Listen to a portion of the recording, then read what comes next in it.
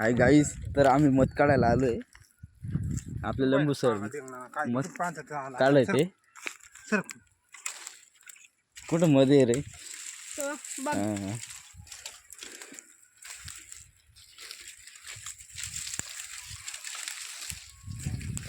तर आपल्याला मध दिसून गेलंय. या इथं मध आहे आणि याला लवकर लंबू सर काढणार आहे. डुसकर आहे.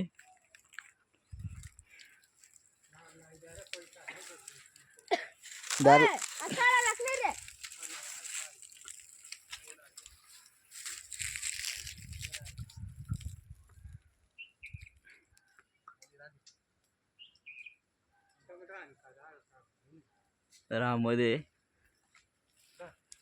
तर बाय गाईज, आता लवकरच मध काढू आम्ही.